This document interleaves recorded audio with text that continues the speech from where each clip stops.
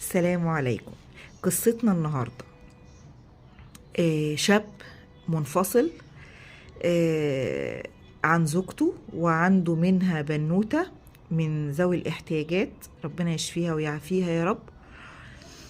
ووالدتها بتشتغل عاملة يعني، فهو بيقول أنا بدفع لها مبلغ صغير حوالي 600 جنيه شهريا، ومش عايز أصرف عليها لأني تزوجت من امرأة تانية وعندي منها طفلين.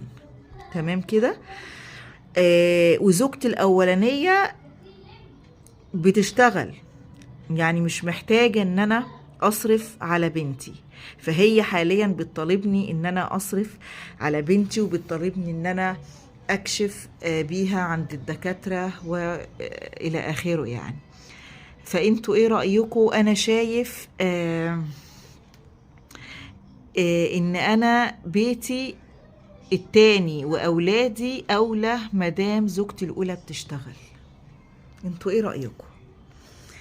والله بجد انتوا ايه رأيكم؟ يعني نو كومنت زي ما بيقولوا.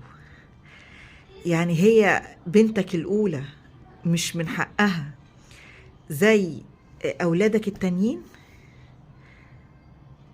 يعني ده يمكن كمان حقها اكتر من اولادك التانيين.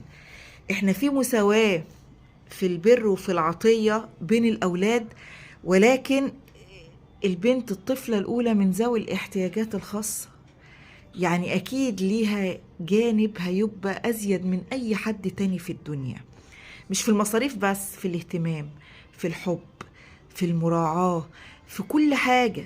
هو أنا عشان طلقت الأولى هطلق بنتي معاها؟ انتوا بتطلقوا أولادكم يا جماعة مع الزوجات؟ هو ده اللي ربنا سبحانه وتعالى قال عليه؟ ذنبها ايه؟ دي محتاجة لك أكتر من أي حد تاني، لأنها لو طبيعية هتقدر تسند نفسها شوية، لكن هي حبيبتي لا حول ليها ولا قوة.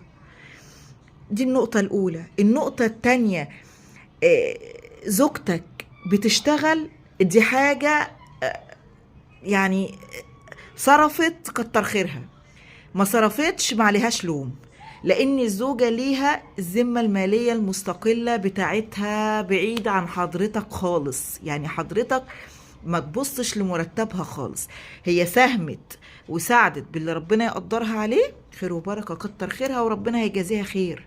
ما عملتش كده خلاص، دي حرية شخصية. لكن حضرتك مش هتعاقب بنتك عشان خاطر زوجتك منفصلة